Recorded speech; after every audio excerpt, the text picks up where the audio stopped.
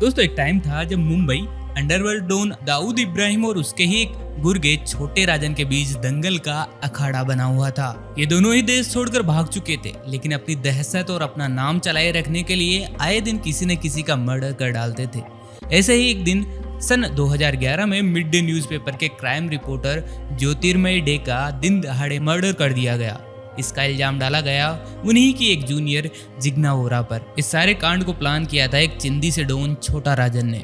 Scam 1992 के director Hansal Mehta ने इसी पर फिल्म बनाई है जिसका नाम है स्कूप। दोस्तों आज के इस वीडियो में जानेंगे इस फिल्म की असल कहानी के बारे में और जानेंगे आखिरकार क्यों छोटा राजन कांप उठा था एक जर्नलिस्ट ज्योतिर्मय डे की कलम की ताकत के सामने। वीडियो शुरू करने से पहले हम आप सभी से ये जरूर पूछना चाहेंगे कि क्या आप भी हमारी तरह चाहते हैं कि दाऊद इब्राहिम को पाकिस्तान या फिर वो जहां कहीं भी छुपा है वहां से कुत्ते की तरह घसीट कर लाया जाए और सड़ने दिया जाए भारतीय जेलों में। कमेंट करके अपने विचार हमें जरूर बताइए। और हाँ, अगर आप इस चैनल पर नए हैं तो चैनल को कर लीजिए सब्सक्राइब और बेल आइकन दबाना ना भूले ताकि नए आने वाले वीडियोस मिले आपको सबसे पहले। दोस्तों ये बात है 11 जून 2011 की। पवई में हीरानंदानी गार्डन के पास खड़े लोगों ने ज्योतिर्मय डे को एक मोटरसाइकिल पर अज्ञात हत्यारों द्वारा पीठ पर कई बार गोली मारते हुए देखा।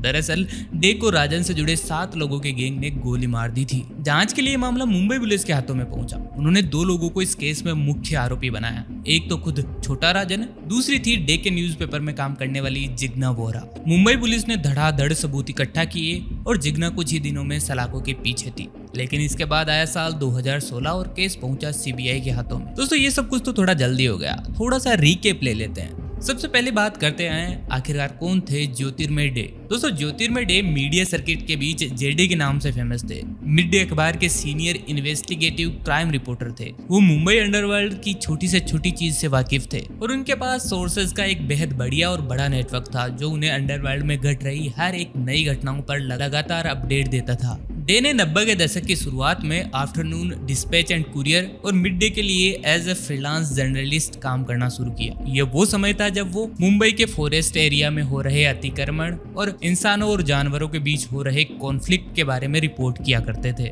1996 में उन्होंने ज्वाइन किया द इंडियन एक्सप्रेस और यहीं पर क्राइम रिपोर्टिंग में विशेषज्ञता प्राप्त की। जल्द ही उन्होंने as a crime and investigative reporter join कर लिया मिड डे को। उनके साथी सहयोगियों और उनके काम से परिचित लोगों का कहना था कि डे एक बेहद शांत, चौकस और कड़ी मेहनत करने वाले पत्रकार थे जो 24 घंटे काम करता था और हमेशा अपने सोर्सेज को प्रोटेक्ट किया करता था। उन्होंने पत्रकार सुभा शर्मा से शादी की थी और मुंबई के पवई में एक अपार्टमेंट में रहा करते थे। डे के बारे में कहा जाता है कि उन्होंने छोटा राजन पर कई स्टोरीज पब्लिश की थी। यहाँ तक कि उन्होंने अपने एक आर्टिकल में राजन को चिंदी भी कह डाला था। उनके मर्डर से पहले उन्होंने महाराष्ट्र के तेल माफियाओं के बारे में भी खूब लिखा था। उन्होंने उन इलीगल एक्टिविटीज का पर्दाफाश भी किया था जिनमें मुंबई पुलिस के कई लोग शामिल थे। जैसे ही आर्टिकल पब्लिश हुए इन पुलिस वालों की पोल खुल गई।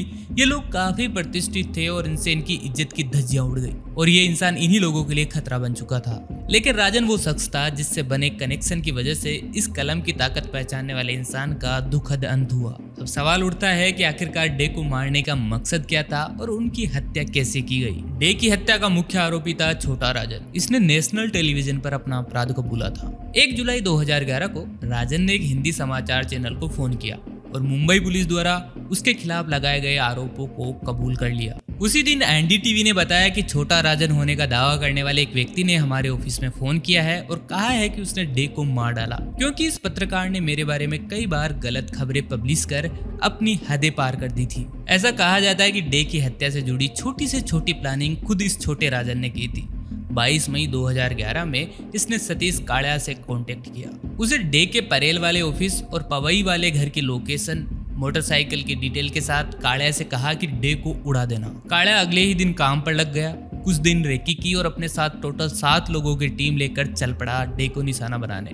डे किसी काम से अपने घर से बाहर निकले और इन लोगों ने उनका पीछा करना शुरू कर दिया। जिस मोटरसाइकिल पर काड़ा सवार था वो सबसे करीब आ गई और उसने डे की पीठ पर 5 राउंड गोलियां दाग दी। डे को हीरानंदानी हॉस्पिटल ले जाया गया जहां उन्हें मृत घोषित कर दिया गया। तहलका की रिपोर्ट के अनुसार डे को मारने के पीछे राजन के 2 मकसद थे। राजन का मानना था कि डे दाऊद इब्राहिम और उसके गिरोह से जुड़ा हुआ था।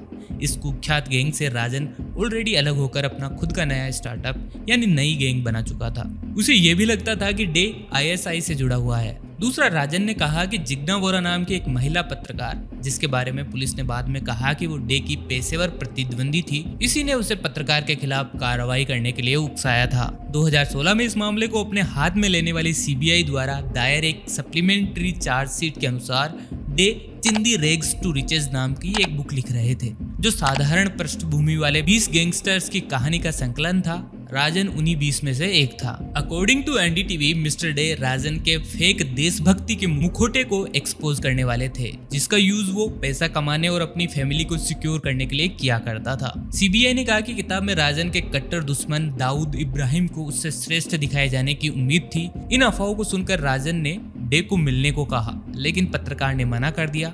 बाद में सीबीआई द्वारा रिकॉर्ड की गई इंटरसेप्टेड कॉल में राजन ने डे को गद्दार भी कहा था। तहलका के मुताबिक डे का मर्डर कुछ ज्यादा ही पर्सनल था छोटा राजन के लिए।